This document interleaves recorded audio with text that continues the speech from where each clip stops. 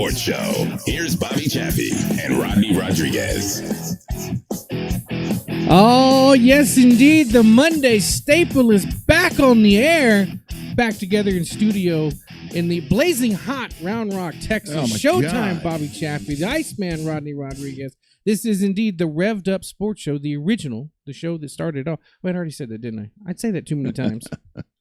That's okay. I know a lot of folks have a good time doing these things, and to watch evolution of everything that we've been able to do, it's pretty cool to watch others do it as well. And some do it better. I mean, and that's totally fine. But always a good time. Always a good time. Monday night right here, hashtag Real Race Talk with Bobby and I. Let's talk racing, man. That's what it's all about. That's what it's all about. That's what we're here to have fun, talking racing, talking national, local, and everything in between, grassroots, all of it. Bobby, I do want to ask you, and coming up on the show, Jared Maupin, 645. And to me, in my opinion, there are two guys in my mind that I talk about this all the time when I'm doing PA and race broadcast. Jared Maupin and our man Caden Honeycutt are two of the guys that need to be in mainstream and working for really badass race teams, because they are some of the best kids that we get to see. So we'll talk to him, and then Cody Brusso is going to check in at 7:15, because it's never a bad time for a Brusso conversation right there. So we'll do that. But let's dive in. I do want to talk about. I know we didn't really get to dig into this on Saturday with the radio show. Your thoughts on this Eldora Million thing? I know a lot of folks always beat down on the asphalt stuff, but follow the leader. They tore up some shit too. I thought they didn't tear up shit on dirt, or is that just the local people that don't tear up shit on dirt? What track you looking at? Yeah, yeah. They tore up a lot of good cars. That right at the beginning, and then right when Larson and him decided to flip around. Yeah, that's always the one thing that I go back to when folks want to sit there and beat me up and talking about that when the whole transition was coming over. And again, I mean, you and I are dirt track guys now. I mean, just one of those things. But when you start talking about that, it's like, man. Two things. Number one, they tore up a lot of shit. Number two, when you talk about asphalt, dragging stuff out, it takes too long. Dude, I'm like, okay. I mean, it didn't start, the main didn't start till 11 o'clock Central, which means that would have been midnight. That would have been totally midnight there in Ohio, wouldn't it? Aren't they an hour ahead of us? I'm like, can we get started? Can we go? I mean, I totally get the whole thing with the and I know a lot of folks are like, wow, pavement. They're all about trying to do the show and doing all this stuff. That right there was quite the spectacle. To let's just go race. Let's just go race. And I don't know. Yeah, the show kind of drug. It's one thing when you have a show that drags on for a reason, right? If you have a couple of yellows that kind of drag on, but it's a different, and that's double-sided too, because you can have a yellow that drags on too long by one, drivers not lining up in the right spot, making, not listening to race control or listen to the scores, or you have a long cleanup time. Yeah. So there's a difference between a night that the yellows, too many yellows, but it's the yellows drag ass. And it takes forever to hook up a wrecker, to move a car, or to get a car out of the way, or whatever. That can make a show drag on too, which is not an ideal, not conducive to a good night there for your fans in the stands. So, everybody wants an efficient show, but a show can still run too fast and be done way too early and not allow the crowd for a chance to just... Every once in a while, the crowd does need a reset. Mm-hmm. They do. Whether that be 2 minutes, 5 minutes, 15 minutes to run down, get some food, refresh the beverages, and have an opportunity to do that without missing too much of a race. Yeah. Well, I do want to talk about one thing. So this weekend, I had the chance to go down and work for Owen at the race ranch. And I know it was driving Owen crazy because we had intermission. We did all these different things over there. But, man, it was really cool to be in front of a crowd that was so electric and excited as they were, for everything happening there.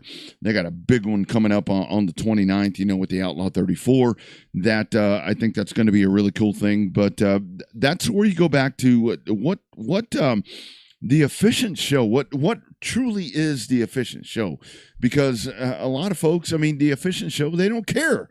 They'll stay there till 1 p.m. And and again, like I've said so many times, Bobby, I don't care about staying at the track till 1 p.m. if I'm drinking cold beer out in the parking lot, but I don't want to be watching racing at that point. And that's the one thing that I saw with that Eldora Million. It's like, guys, people want to beat up asphalt racing all the time, but you're doing the same shit that really took us down. And still, you watch the asphalt racing these days, and it's like, when's it end? When is this shit over? It's on and on and on and on. And I think that's where, everybody's got to get better. Well, I think the problem, part of that too, is that's the drawback to the midweek shows. Yeah, you can't have a midweek show start the big main event at 11 p.m. Central. Mm-hmm. You just can't, because nobody's going to watch it. The people that do are your hardcore fans that are probably going to wake up with the equivalent of a sleep hangover by not going to bed. I watched 3/4 of that race and woke up drooling on my leg because I kind of passed out watching it at 11:30 at night.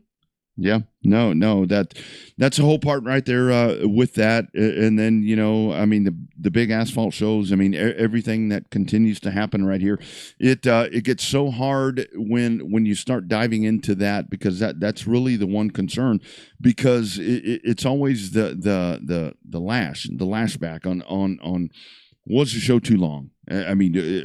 Officials pissed off, whatever the whole thing is. I don't know. I enjoyed the Eldora Million, but I'll tell you one thing, I enjoyed the SRX even more. And I know we talked about that on Saturday.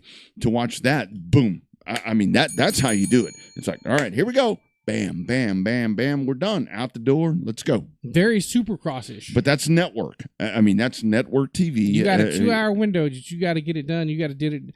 I feel like that 2-hour window is a little short for SRX, though. You think? Yeah. Because a lot of times it goes over. A lot of times it'll go over 10, 15 minutes. So it's like, I get why it's a 2-hour slot versus a 2.5-hour slot. But I also understand that sometimes, I don't know. I feel like it could be a 3-hour show versus a 2-hour show. Yeah. But that gets into your attention span area. 2 hours is about right. Well, and again, we talked on Saturday on the radio show about, with the Thursday night racing and everything that we saw this past weekend. And I was kind of trying to take that back, talking on the radio about all that. But it, to me, it's so cool because you can log off of this show right now and go to Dirt Vision, go wherever the hell you want to go, and you've got all kinds of racing happening. And I think that's the one thing where we are in a really good place in racing with all the streamers and all that. And when you talk about cutting the cord and doing all these different things, $10.99 for this, $12.99 for this other thing, $39.99 for this other thing. Mm-hmm. Is that really the way to go? If you're a race fan, what do you think of that? If you're truly a race fan, you don't need. I love the local news. I gotta watch the news in the morning, but hell. That's about all I need. Local channels and streaming. Well, your hardcore race fans are going to find it. We had that discussion on Saturday about the IndyCar race being exclusively on Peacock. Mm-hmm. Your hardcore IndyCar fans are going to... I have Peacock. I had it because when the WWE network switched over to Peacock, I kept it. I kept it. I have no idea how much I have no idea how much I pay for half of my streams. You sound like which is exactly what the streamers want. Is I have no idea how much I pay for half of them. But it's like, I had Peacock. So when the Cup race was rained out, what did I do? I flipped over to the IndyCar race on Peacock and watched the whole thing. Was it identical, the same coverage as it is on NBC and USA? Pretty much. Absolutely the exact same thing. Pretty much. And that's a whole thing to where I go back and, with the Race On, we are obviously on Race On Texas and all that. But, you sit here and you watch these things and, Flo, Racing America. I mean, it is a well put together thing. And when you have people like when we're doing those shows and they're like, don't talk. I'm like, why? Because they're doing exactly what needs to be done. And I think that's where we are so far ahead of other sports, is that we're able to do that. I mean, racing is kicking people's asses. And I think that the other sports need to realize how racing has done it and kind of follow suit there a little bit. Well, I think the closest thing to it is all the extra college football games you get on ESPN Plus. Yep. Now, granted, it's behind another paywall. You got to pay extra to get it, because if you don't log into your ESPN Plus subscription, it'll say you just get the same plain Jane. Yeah. You log in with your cable provider for one to get the plain Jane games that are on network TV. Then you got to get behind the paywall to get the better games and all the. But it shows random shit like lacrosse and swimming and all kind of stuff, not just football games. But that's where ESPN Plus is a way. It's probably cheaper to broadcast on ESPN Plus a lacrosse game, a women's soccer game, a men's soccer game, whatever, the collegiate level stuff. It's probably considerably cheaper to broadcast it over ESPN Plus than it is over network, or not network, but terrestrial ESPN. Yeah. Well, and that's the whole thing there. I mean, I know a lot of folks checking in here that they know in my spare time, when we get to the fall, when I can't get to a Friday night track, I'm doing high school football. And the whole thing there with the presentation of high school football, with everything that's happened there, it used to be when I started that back in the day with KMAX Sports and different variations of what that became. It was always audio. And now we're doing video and we're doing all this other shit. And it's like, man, this is totally television. This is television. I never, when I got into this, when I jumped into this, for one thing, I never wanted to, I never wanted to have this damn show on video, for one thing. No, it was supposed to be audio only forever. Right. And I was the worst one about it. I ain't doing that shit. I am not doing that. I didn't want to do that. I didn't want to do high school football on video or whatever. But I mean, there's so many outlets right now to where this is how we live these days. And the good thing is, like we're about to talk to Jared here in just a minute, Jared Maupin. I mean, this allows us the chance for folks to realize who Jared Maupin is, and just drive him down people's throats about, look at this badass we have in Texas. Mm-hmm. And I think that's the cool thing, as much as it's extra work, but I mean, whatever, it's a good thing. Very good thing. Remember how blown away we were when you used to do the NFHS stuff when we first did that, when it was our first experience doing that with a video, where you had the overlay, and we're like, this is the coolest thing ever. We're sitting at DKR, 50-yard lines, sitting there eating our Popeyes chicken from the media center. And, you're right there. You get to broadcast on the 50-yard line on the internet. It was like unheard of at the time. Hell, now it's par for the course now. Yeah. It's so weird. I have folks that reach out to me, time after time, whether it be, with the MAV TV, couple of deals that I've gotten to do right there. And it's like, did you ever think you're going to be on TV? And I'm like, it was never the plan. I mean, it was never the plan. But I think that's a main thing to think about, that this sport has gotten to the point to where it gives us the opportunity to showcase short track racing on TV. And I'm not even sure. How do we get to this topic? I don't know. It just morphed that way. Yeah. And I mean, it went from SRX to showcasing short track racing. Well, and that's the whole thing, because that's what it does. And we talked, we were talking on Saturday. It gives us the chance to see Stafford. Pensacola's been on there. I mean, all these Knoxville, all these racetracks, they get to be showcased as to what short track racing is capable of. And again, we need to be smart to where we're not beating the short tracks up, because I saw that after Mobile this past weekend.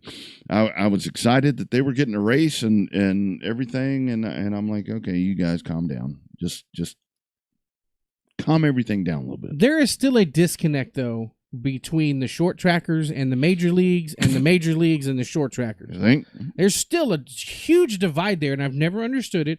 You've got your diehard short track fans that don't give a shit about the NASCAR stuff. You got the NASCAR fans that doesn't know the short track stuff exists. Yeah.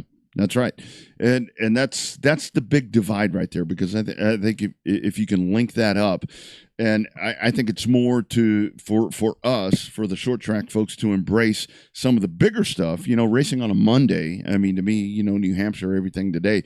I think that's something that if the short track folks would embrace that a little bit better, I think it'd be a good thing. But I totally get it. There's a lot of disconnect right there. Let's go to the hotline for the first time tonight. And